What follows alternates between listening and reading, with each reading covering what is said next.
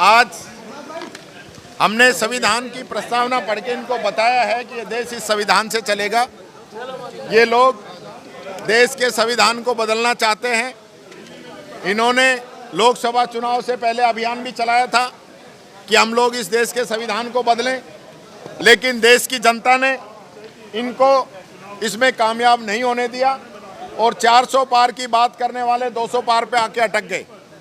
और आज भी ये लोग कहीं ना कहीं कुंठा से ग्रसित हैं कि इस देश का संविधान बाबा साहब अम्बेडकर ने बनाया है।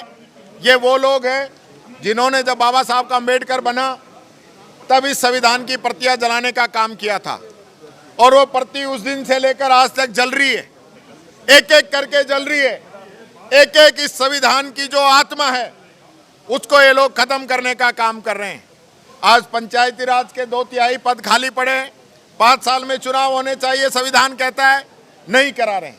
नगर निकाय के आधे से अधिक पद खाली पड़े हैं, चुनाव नहीं करा रहे। परिसीमन के नाम पे सिर्फ अपने लोगों को फायदा देने के लिए आम जनता को नियम विरुद्ध एक गांव से दूसरे गांव में, एक पंचायत से दूसरी पंचायत में, एक पंचायत समिति से दूसरी पंचायत समिति में जोड़ने का काम ये कर रहे हैं। जिलों को खत्म करने का ये काम कर रहे हैं। तो ये लोग तानाशाह लोग हैं, तानाशाही कर रहे हैं, देश के संविधान को नहीं मान रहे हैं।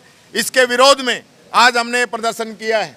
हमारी राजस्थान की वो खूबसूरत भूमि है जिसके अंदर पंचायती राज की स्थापना पंडित जवाहरलाल नेहरू जी ने नागौर के अंदर से की थी। आज उसी पंचायती राज को ये लोग खत्म करना चाहते हैं। देश के अंदर 73वां और 74वां संविधान लाकर स्वर्गीय राजीव गांधी जी ने MP और MLA चुनाव की तरह पंचायत और नगर निकाय के चुनाव भी 5 साल में कराने का नियम बनाया था, कानून बनाया था। उस लोगों की उनकी ये लोग पालना नहीं कर रहे।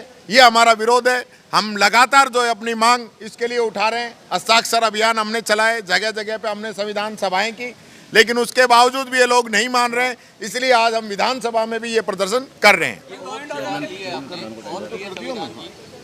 आज संविधान की ओथ ली है और हमने ओथ ली है, हम तो उसकी पालना कर रहे हैं। लेकिन हम इनको बताना चाहते हैं कि आपने भी इसी संविधान की ओथ ली थी और उसके बावजूद आप इसकी पालना नहीं कर रहे हैं। और महत्वपूर्ण बात, अगर कांग्रेस का प्रधान है, कांग्रेस का चेयरमैन है, कांग्रेस का सरपंच है, तो उसको नियम विरुद्ध हटाओ। खुद इनके मंत्री, इनके विधायकों के वीडियो जो है वायरल हो रहे हैं। तो ये जो तानाशाही कर रहे हैं, सस्पेंड किया, कोर्ट ने बहाल कर दिया, ज्वाइन कराते आधे घंटे में फिर सस्पेंड कर देते हैं। तो ये तानाशाही नहीं तो और क्या है। सर, आपने जो आज प्रस्तावना पढ़ी है, इसमें तीसरी लाइन में आपने जो बात कही, पंथ निरपेक्ष, धर्म निरपेक्ष और धर्म की आज़ादी की बात की, उसको लेकर के बिल पेश किया जा रहा है आज। उसी में देखेंगे, अभी अंदर भी बात करेंगे, क्योंकि कोई भी चीज़, कोई भी बात हो संविधान से ऊपर नहीं हो सकती।